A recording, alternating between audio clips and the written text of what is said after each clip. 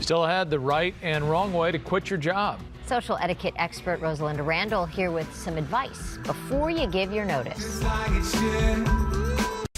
When it comes to quitting your job, there's a right way to do it and lots of wrong ways to do it. Millions have watched this video of how talk show host Steve Harvey helped one guy say goodbye to his job as a barista.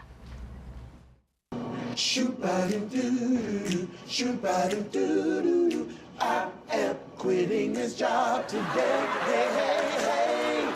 I'm leaving.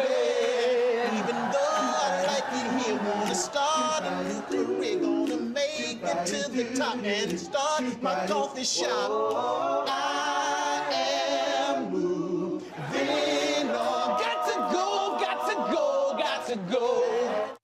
That is one way to do it. Joining us with quitting advice is Rosalinda Randall. She's an expert in workplace civility, business, and social etiquette, author of the book Don't Burp in the Boardroom. So your first tip is something most of us have seen at work, that person who is always threatening to quit. Yes.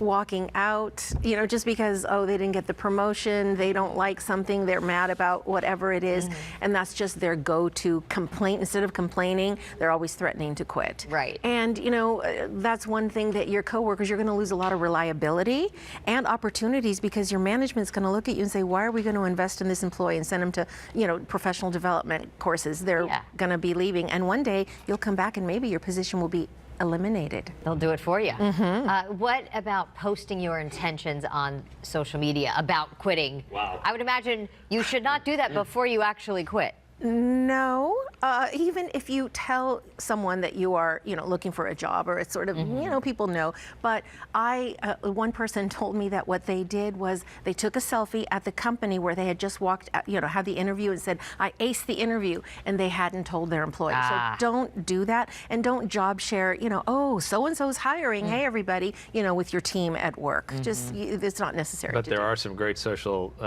media posts. People quitting, people dancing on.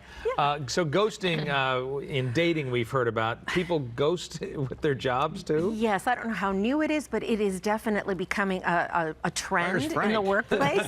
Yeah. He never called. Yeah. Yeah, you just don't show up the next day. And some of the reasons are given, and the one that struck me the most is payback.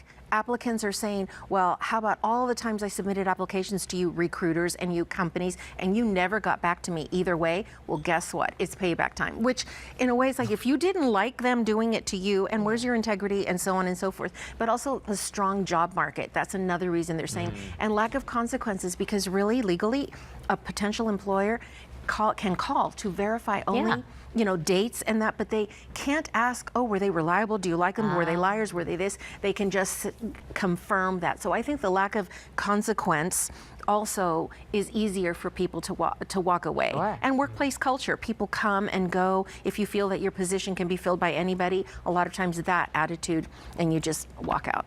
Another thing is when someone's unhappy at work, it's tempting, maybe they badmouth the company or the boss.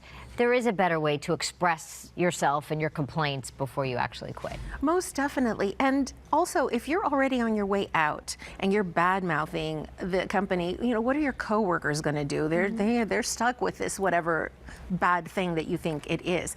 And sometimes before we even quit or bad-mouth or, you know, any of those things and keep threatening, meet with your manager. Maybe they have a perception of you that, you know, you're out of here or you're satisfied with where you are. Always have that, you know, 2-minute conversation, because sometimes it can be resolved. But yeah, bad mouthing is never a good way to go, and you burn your bridges with your coworkers as well. And it's probably not a good idea if you're on your way out to just hang out and not do your work if you've already given notice. Yeah, slacker. Yeah. Yeah, not getting your work done. You are still getting a paycheck, so getting your work done, although it is tempting to do, you really are going to just not come through for your coworkers again when you're slacking off. And a couple of last minute things to do when you are quitting is clean out your office space. You know, you don't want to leave your dirty toenail clippers or old deodorant in there. Email people that you've had a relationship with, even outside your company. company, vendors, clients, and then just wrap things up. Try and get everything done. And if you don't, then make a list of things that were incomplete. Yeah. Once again, Rosalinda Randall is an author, workplace civility expert, and business etiquette trainer. You can learn more at her website. You can also follow her on social media. Thanks for being here. Thank you. It's a pleasure.